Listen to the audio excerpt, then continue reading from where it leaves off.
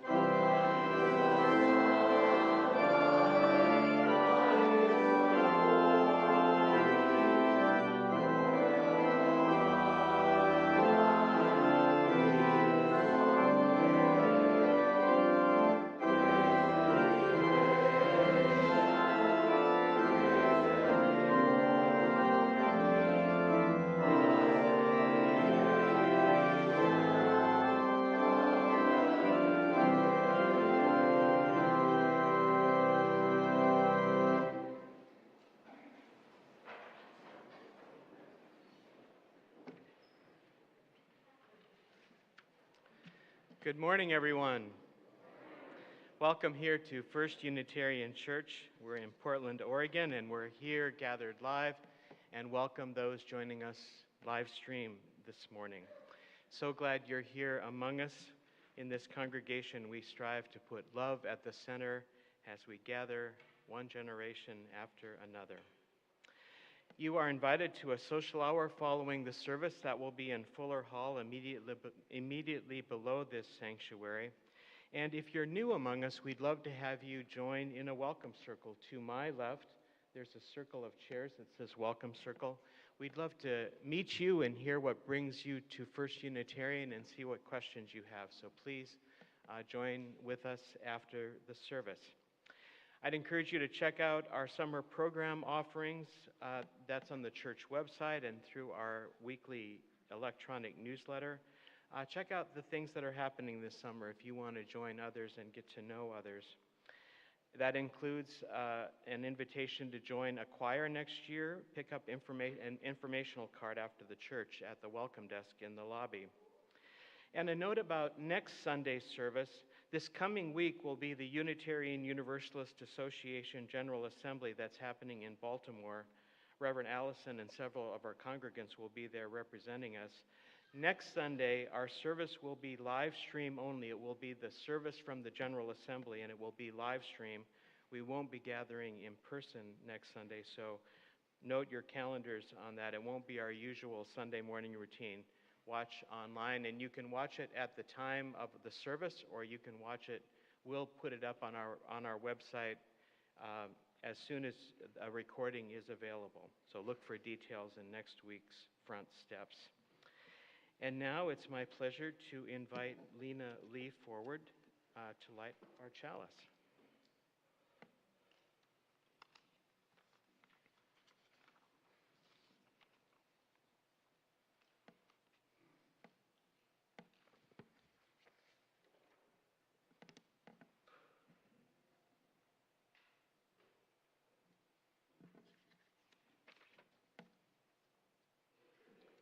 We are Unitarian Universalists. We light this chalice in faith, in hope, and in love. And now Lena's going to bring us a testimony today.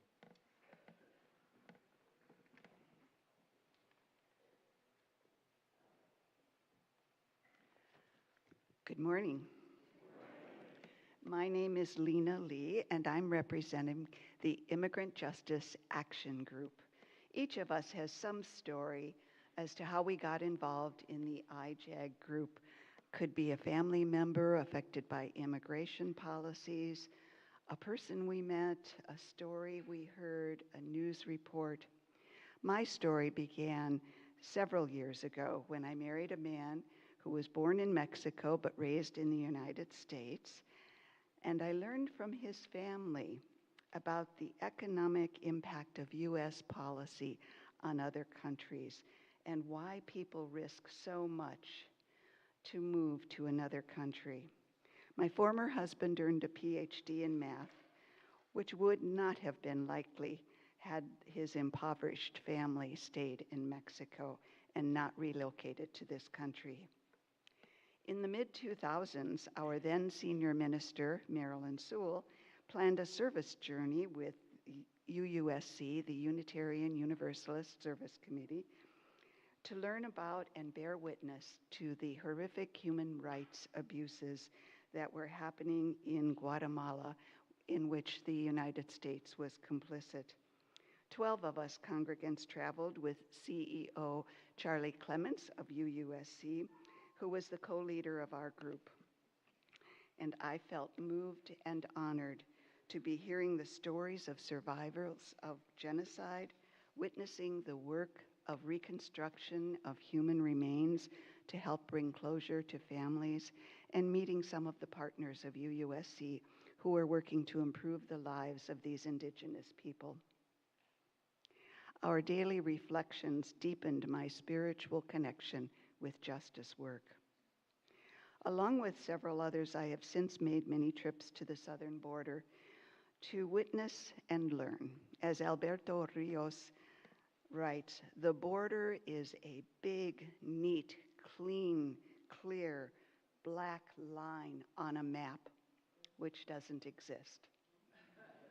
What exists, of course, are unjust immigration policies. From a poem by Yevgeny Yevtushenko, the greatest punishment for a tree is to become a border post. So perhaps one of the greatest punishments for a human is to cross a border into an unwelcoming country.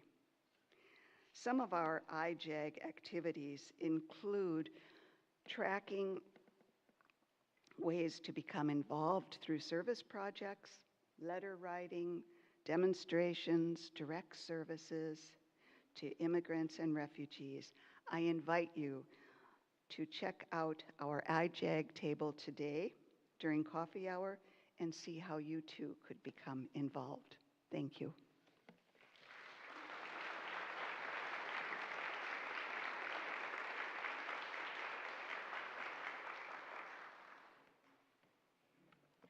Thank you so much for that, Lena. And now let's all take a minute to greet one another and say good morning on this beautiful Portland summer day.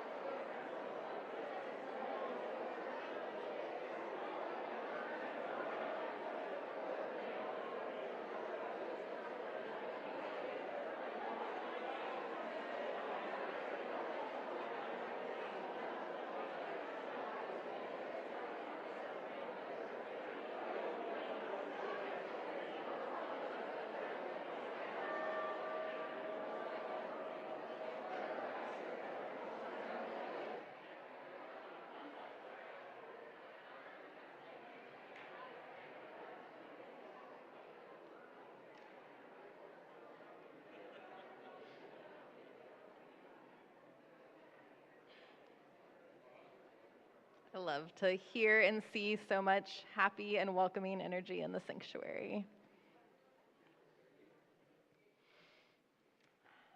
I call us into a time of worship this morning with some of my favorite words from our tradition, words that I return to again and again when I need to be reminded of the power and possibilities of our faith. These words are from James Luther Adams. I call that church free which enters into covenant with the ultimate source of existence, that sustaining and transforming power not made with human hands. It binds together families and generations, protecting against the idolatry of any human claim to absolute truth or authority. The covenant is the charter and responsibility and joy of worship in the face of death as well as life. I call that church free, which brings individuals into a caring and trusting fellowship that protects and nourishes their integrity and spiritual freedom, that yearns to belong to the church universal. It is open to insight and conscience from every source. It bursts through rigid tradition, giving rise to new and living language, to new and broader fellowship. It is a pilgrim church, a servant church, on an adventure of the Spirit. The goal is the prophethood and priesthood of all believers, the one for the liberty of prophesying, the other for the ministry of healing. It aims to find unity and diversity under the promptings of the Spirit that bloweth where it listeth and maketh all things new.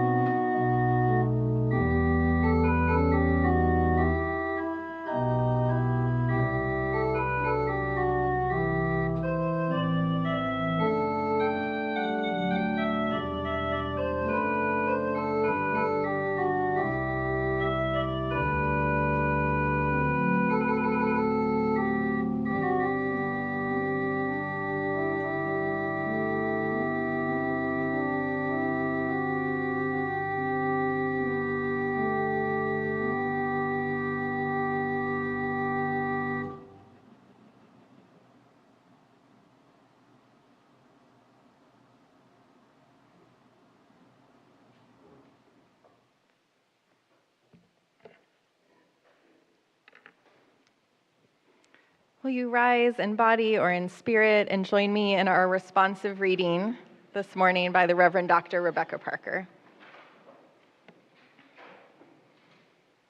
Your gifts, whatever you discover them to be, can be used to bless or curse the world. The mind's power, the strength of the hands, the reaches of the heart, the gift of speaking, listening, imagining, seeing, waiting, any of these can serve to feed the hungry, bind up wounds, welcome the stranger, praise what is sacred, do the work of justice, or offer love. Any of these can draw down the prison door, hoard bread, abandon the poor, obscure what is holy, comply with injustice, or withhold love. You must answer this question: what will you do with your gifts? And now let us join in our doxology, Spirit of Life.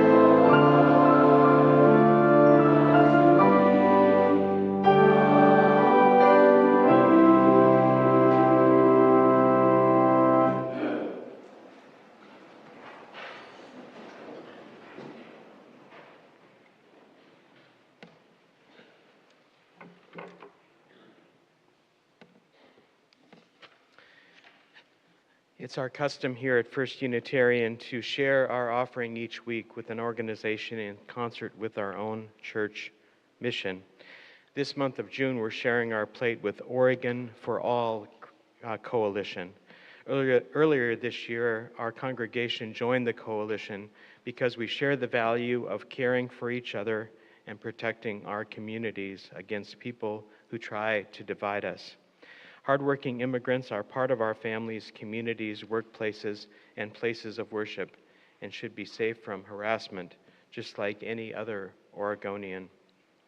In a moment, ushers will come through here in the sanctuary to take an offering, and you'll also see a QR code in the seats in front of you or on the screen, and that's true for folks at home as well, to give electronically. Thank you for your generosity and all the ways you give that sustain the ministry of this congregation.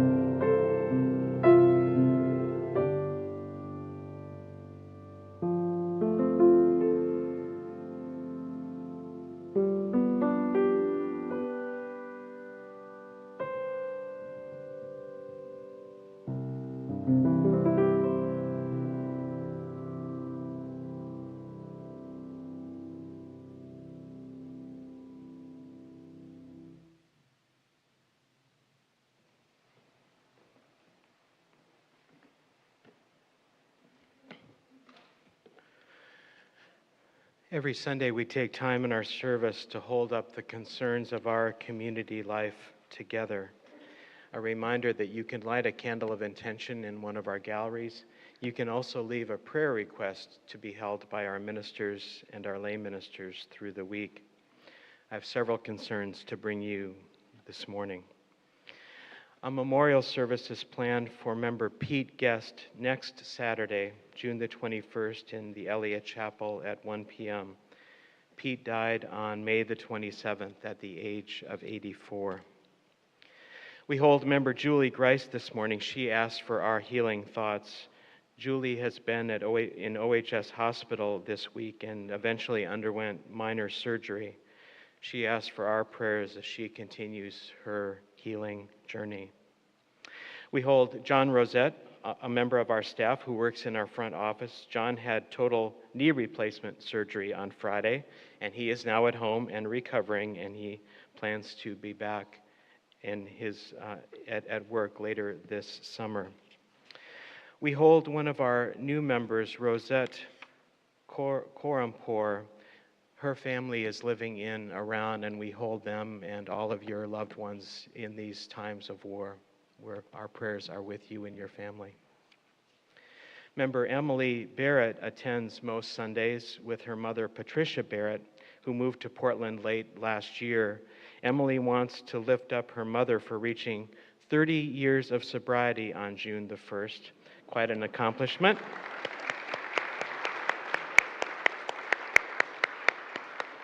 Emily calls it our sobriety birthday, and congratulations to her mom.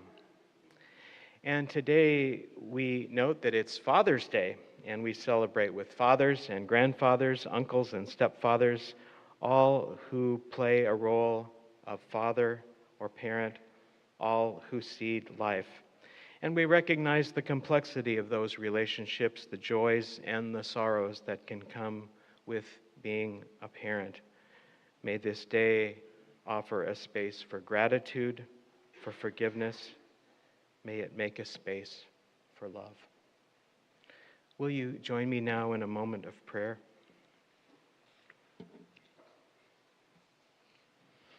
Spirit of life, Spirit of love, God who we know by many names, be present with us now. There is much to hold this day, Spirit. We come facing violence in so many forms, in so many places. This week we have seen renewed war in the Middle East. We have seen an elected official killed in our own country. All of this in the context of growing authoritarianism, all in the context of growing political rhetoric, all in the context of attacks on some of the most vulnerable in our world, on immigrants, on trans kids, all this in the context of making our opponents into the other. And with forest fires here in our own beautiful part of the world, we once again offer a prayer for the earth, that it might be sustained to continue to nurture life. Hold us in our sorrow. Hold us in our grief. Hold us in our anger. Hold us in our striving for justice. And Spirit, help us to bear witness to life in all of its dimensions as we discern our call as citizens. Call us to live in right relationship with others, with ourselves, with all the creatures in this creation. Call us to recognize something larger than ourselves, to create a world where we can offer forgiveness and find it too. May it be a place where we might each come into our wholeness, and also to recognize how we are each one among many, where we might imagine a world where love is what guides us, where we help create the beloved community, person by person, day by day, blessing by blessing by blessing. Amen.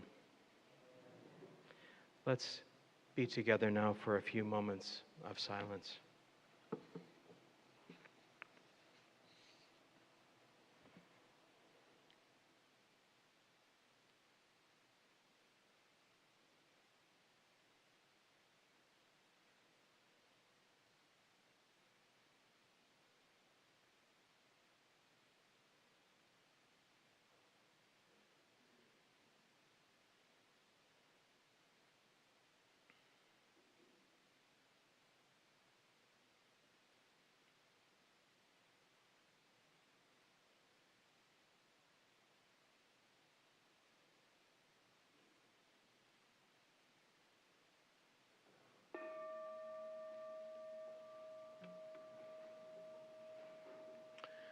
Let's remain seated as we sing our next hymn together, Mother Spirit, Father Spirit.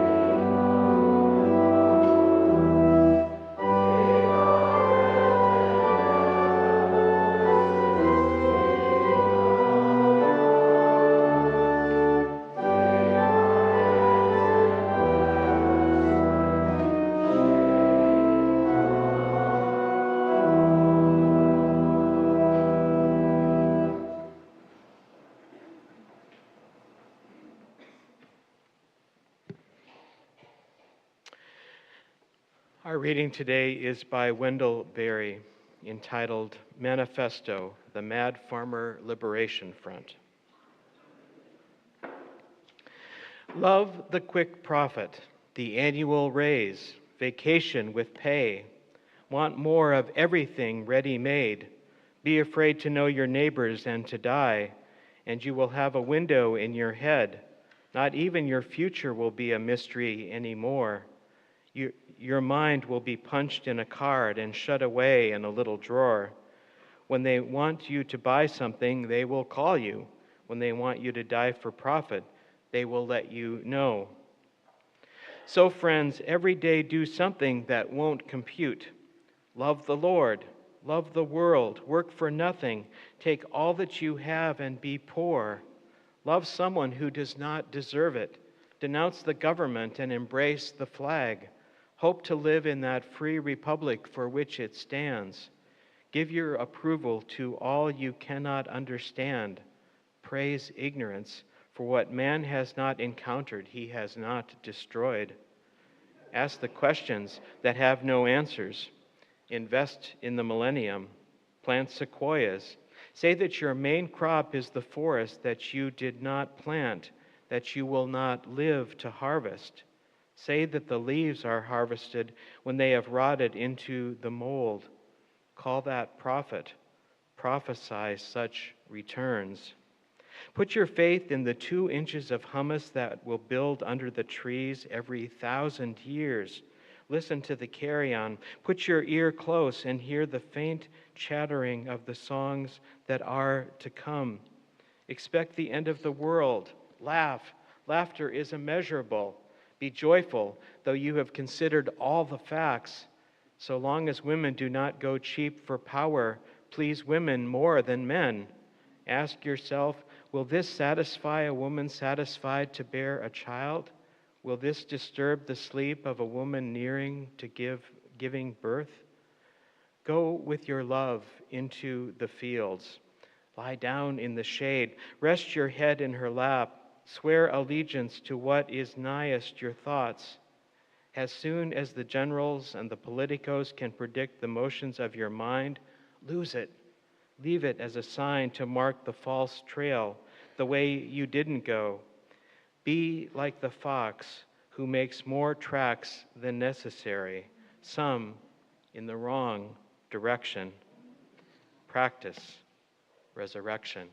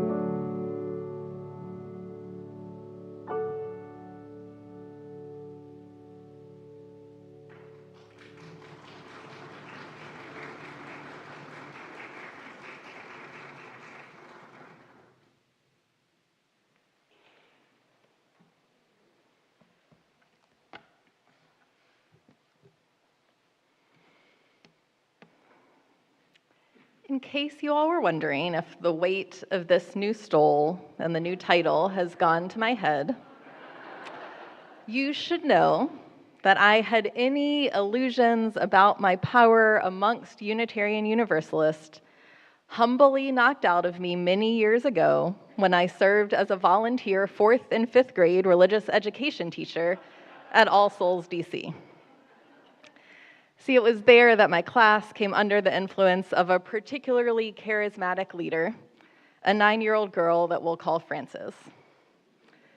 Now, each class was tasked with making a felt banner that would hang outside of their classrooms on Sunday mornings for the rest of the church year and represent that class's understanding of Unitarian Universalism.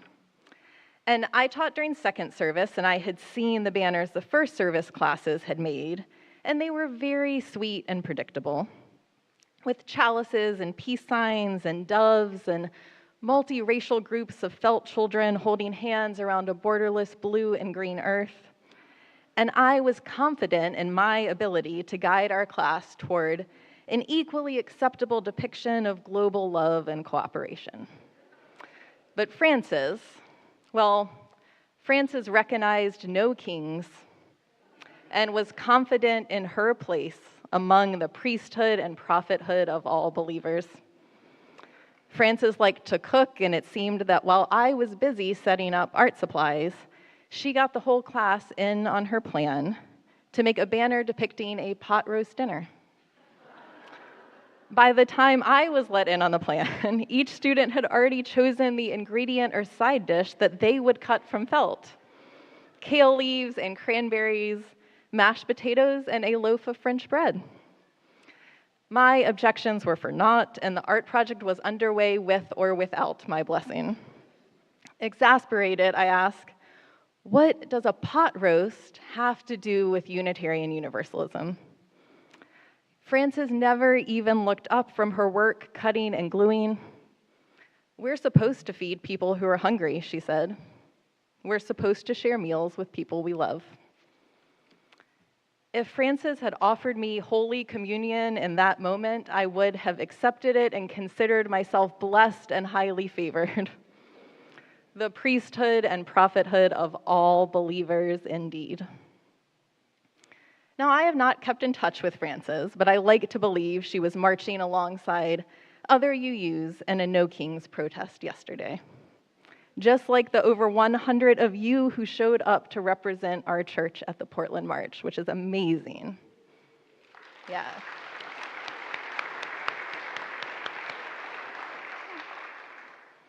See, Frances understood that a rejection of authoritarianism and a belief in a shared power is in our very DNA as a faith tradition.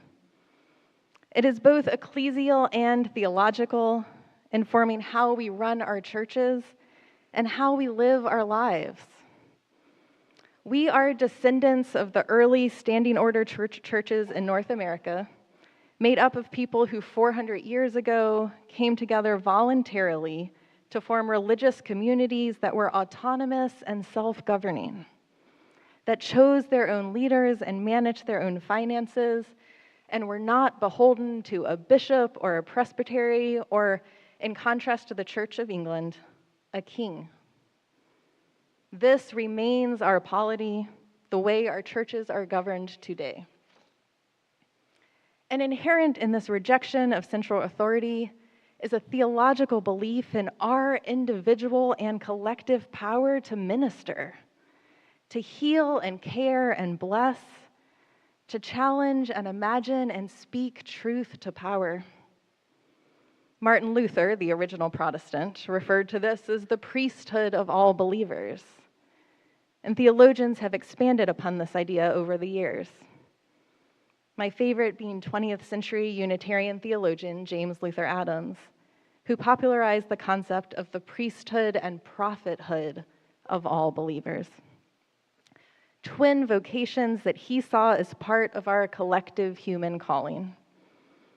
The function of a priest, Adams said, is to evoke God's heart-healing presence, and the function of the prophet to decry God's heart-rending absence, and we are called to both tasks.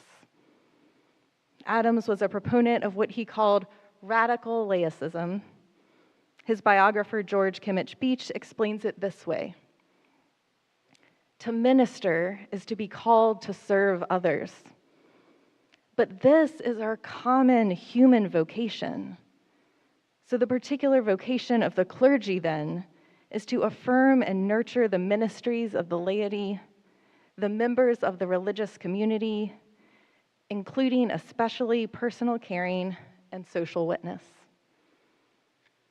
Like all callings, it is a great freedom, but also a holy responsibility. It is work that we all get to do, but in our tradition, it is also work we all have to do if we hope to make the promise of our faith a reality. And this history and lineage was so very present last week at my ordination. It was a very special day, and I am grateful that so many of you were there to share in it, both because it meant a great deal to be surrounded by the love of this community, but also because it quite literally could not have happened without you. Because it is the voting members of this congregation who hold the power to ordain.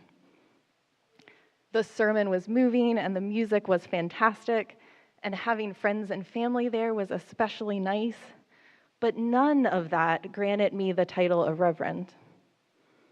That only happened when you all said, "We, the members of the First Unitarian Church of Portland, do hereby ordain you to the Unitarian Universalist ministry." It is a sacrament, a visible sign of an invisible reality. And that invisible reality is that each of us has within us a spark of the divine, a holy calling, the ability and responsibility to minister to this world. And when you participated in that act, you were making real the commitment that we do not accept leaders from on high, but rather raise them up from amongst us. When Reverend Allison gave me my charge as a new minister, the weight and authority of her words did not come from a denominational body, but rather from her 20 years of faithfully living into the work that her community called her to when they raised her up as a minister from amongst them. And when Reverend Liz Lerner-McClay offered me the right hand of fellowship, welcoming me as a colleague into the ordained ministry, that handshake represented a lineage of clergy who answered the call of their people and bowed down to no bishop and no king, but rather to a shared promise of collective power and a vision of beloved community. This is our inheritance. Every day is no King's Day for Unitarian Universalists.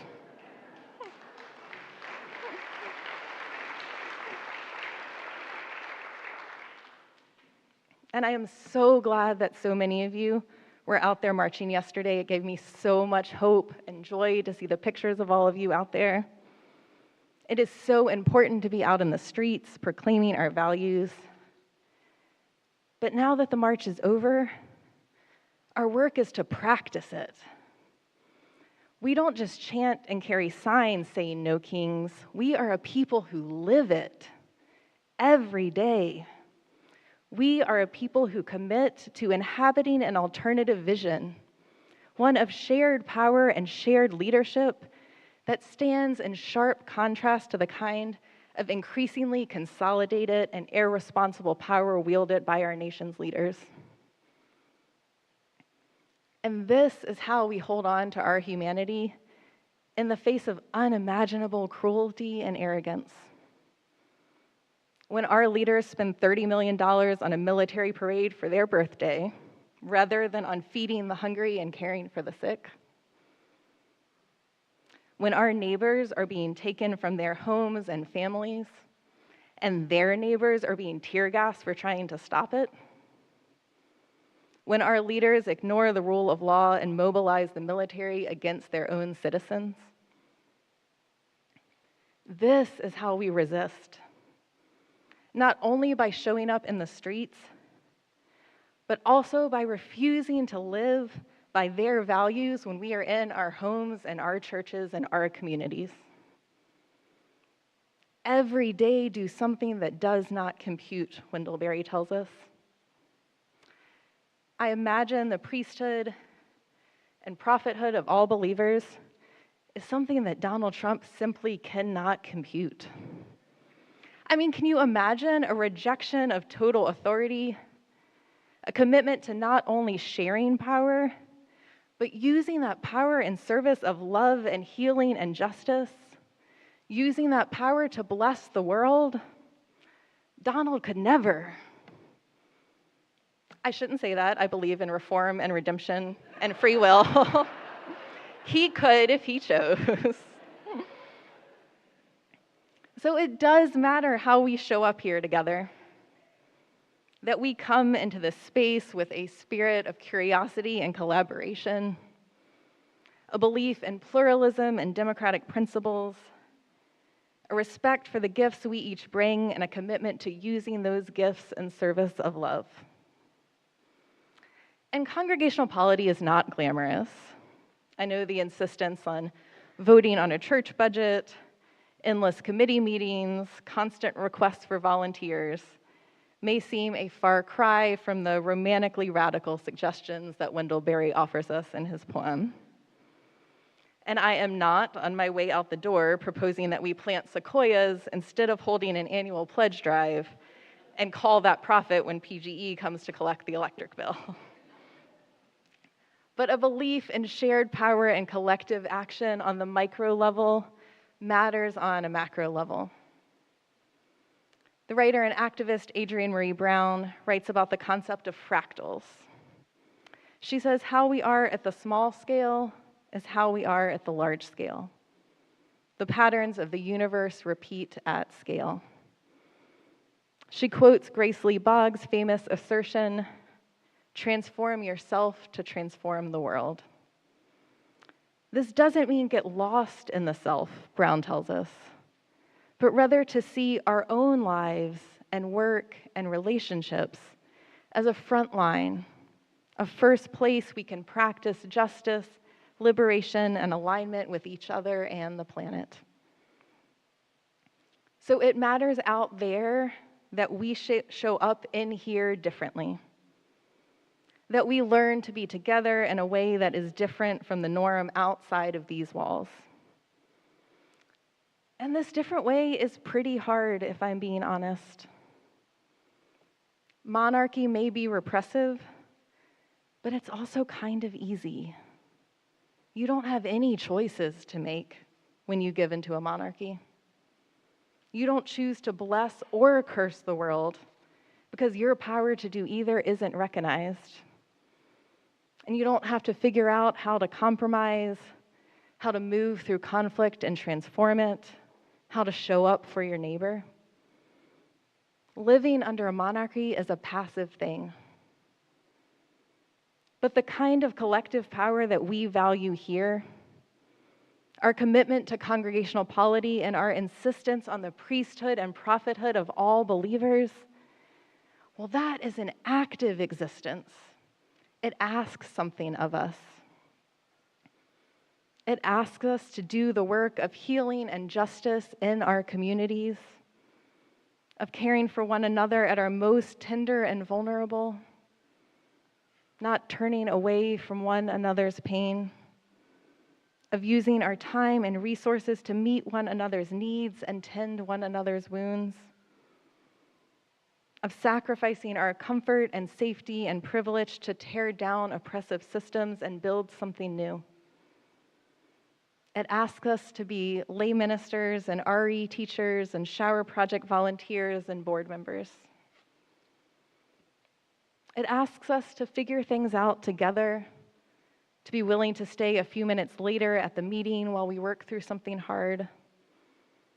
It asks us to learn about compromise, to get used to not always getting our way. It asks us to sometimes set aside our own opinions for the good of the whole and to keep showing up with open hearts and minds and a trust that the community will find its way forward together. It is a big ask, but God, is it worth it? Because the alternative is an abdication of our power, a consenting to living by the rules and values of empire. When they want you to buy something, they will call you. When they want you to die for profit, they will let you know, Wendell Berry tells us. Our task then is to live lives that are beyond the control of imperial values, to do things every day that do not compute. We can say no to kings, but then we need to know what it is we are saying yes to. And we need to know it in our bodies and our souls. So friends, we better keep practicing it until it is muscle memory. So that is my charge to you today. Keep practicing a different way of being together. Make visible and tangible our belief in the priesthood and prophethood of all believers. Bow down to no kings, but remain steadfast to one another and to our collective human calling. May it be so. May we make it so through our living. Amen.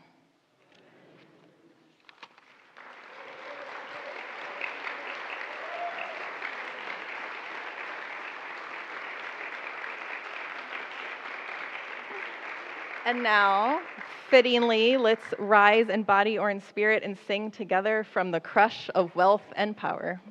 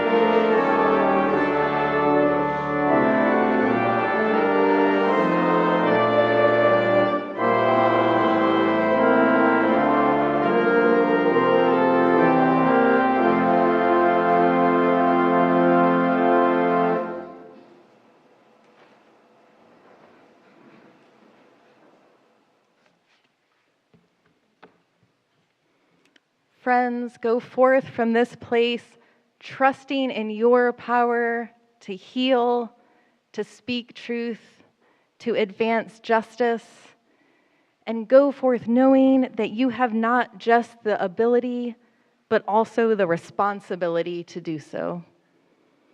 And go forth from this place, trusting in one another's power to heal, to speak truth, and to advance justice. And go forth knowing that you have not just the ability, but also the responsibility to do this work together. Go forth knowing that through our living, we can overthrow monarchies. For this is the day that you and I have been given, so let us rejoice in it and be glad. Go in peace, practice love. Amen.